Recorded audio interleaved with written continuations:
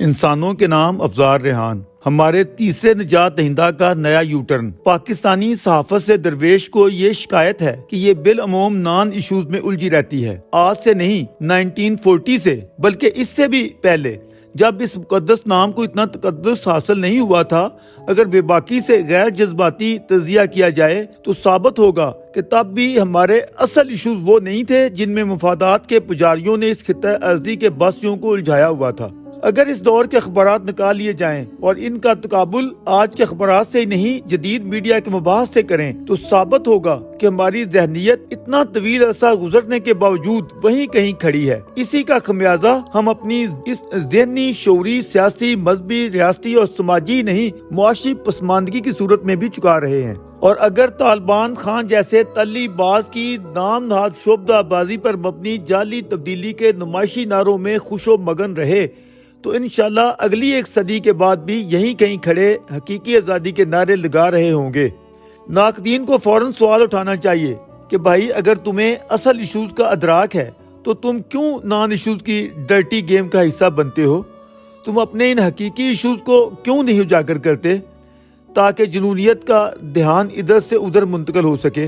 جواب عرض ہے کہ جب کسی شخص کو من پسند کوکین یا کسی بھی ایسے نشہ آور مشروب کی لت لگ جائے تو گھر والوں کو اسے چھڑانا کتنا مشکل ہوتا ہے، یہ وہی جانتے ہیں، جبکہ اسے اس نوع کی پڑیاں یا مشروبات پیش کرنے والے یار دوست ہمہ وقت دائیں بائیں حاضر و موجود اور میسر ہوں۔ فرد واحد کا اگر یہ حال ہے تو سوچئے کہ اگر قوم کا حاوی و مؤثر طاقتور طبقہ اس نوع کی لت میں مبتلا ہو تو اسے اس سے ہٹانا کتنا مشکل اور جان جوکھوں کا کام ہے۔ اس کاوش میں کسی بھی مسلح حکیم صاحب پر حملہ بھی ہو سکتا ہے، اس لیے ذرا سنبھل کر حکمت و تدبر سے بات کرنی پڑتی ہے اور بہت سی باتوں پر خاموشی بہتر ہوتی ہے۔ سچ تو یہ ہے کہ سوسائٹی کے حاوی و مؤثر طبقات نے اس حوالے سے اتنی قدغنیں لگا رکھی ہیں کہ زندگی سے پیار کرنے والا کوئی بھی شخص بجلی کی ان ننگی تاروں کو چھونے سے پہلے 20 مرتبہ سوچے گا۔ لہٰذا درویش اکثر و بیشتر یہ التجا کرتے پایا جاتا ہے کہ اے خداوندان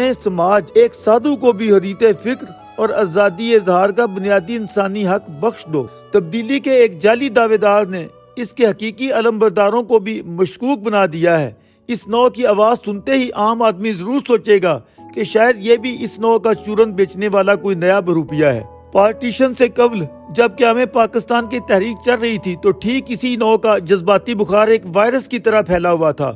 پنجاب میں لیگ کی نہیں، یونینسٹ پارٹی کی حکومت تھی جس کے سربراہ کو وزیر اعظم بولا جاتا تھا۔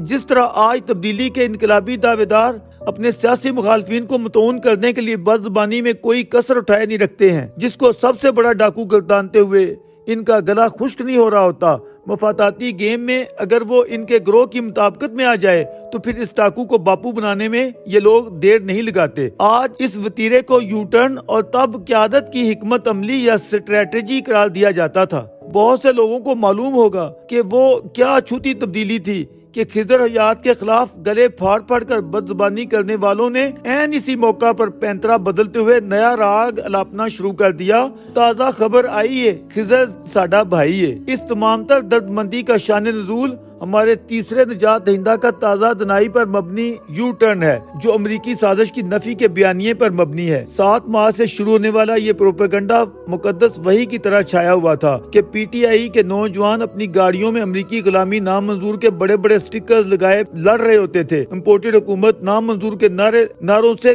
گلے پھاڑ رہے ہوتے تھے، آرمی چیف اور چیف جسٹس کو دہائیاں دی جا رہی تھیں۔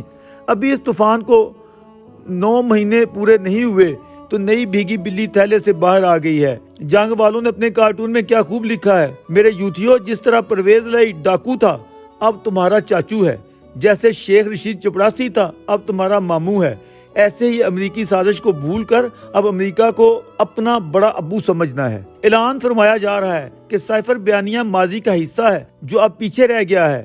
اب ہم امریکہ سے دوستی کے خواہش مند ہیں۔ اگر ہمارا اور امریکہ کا تعلق غلام اور آقا والا رہا ہے تو اس میں امریکہ کا کوئی قصور نہیں، یہ تو ہماری اپنی پاکستانی حکومتوں کا قصور تھا۔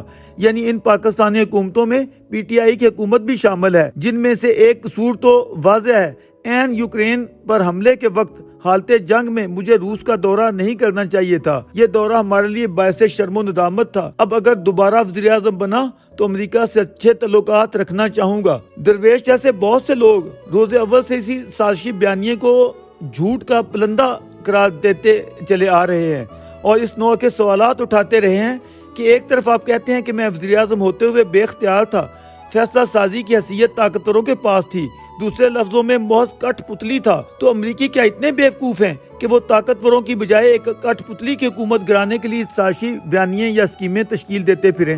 بہرحال اب اسی سانس میں اپنے طاقتوروں کے حوالے سے وضاحتیں شروع ہو چکی ہیں. پارٹی ذمہ داران کو بھی باقاعدہ خطوط لکھے جا رہے ہیں کہ سابقہ یا نئے آنے والے کسی بھی ابا جی کے حوالے سے کوئی منفی جملہ نہیں کہنا ہے. اے سے شروع ہونے والے اللہ کی طرح باقی دونوں ایک ہی حرمت کا بھی پوری طرح خیال رکھنا ہے. انتخابی تاریخ کا بھی ایک طرح سے یقین ہو چکا ہے, یہ کہتے ہوئے کہ اگلے 10 مہینے ہم نے سڑکوں پر رہنا ہے. مطلب انتخابات کے بر وقت انعقاد کو تسلیم کرتے ہوئے اپنے آپ کو زندہ رکھنا ہے. آرمی چیف کی تعیناتی میں بھی اب اگر سینئر موسٹ آ رہا ہے تو اعتراض کی گنجائش کہاں رہ جاتی ہے؟ تو پھر مزید ایشو کیا رہ جاتا ہے سوائے فارن فنڈنگ کیس کے یا توشہ خانہ کی کرپشن کے؟ دبئی میں جس خریدار نے اندر کی ساری کھچڑی یا کہانی کھول کر رکھ دی ہے اور یہ بتا دیا ہے کہ گھڑی, انگوٹھی, پین, کف لنکس کی قیمت 1 ارب 70 کروڑ تھی لیکن مانگے گئے تھے $50 لاکھ, جبکہ میں نے $20 لاکھ میں سودا کر لیا. اس کو کہتے ہیں چونا لگانا, یا یہ کہ چوری دا مال ڈانگاں دے گز.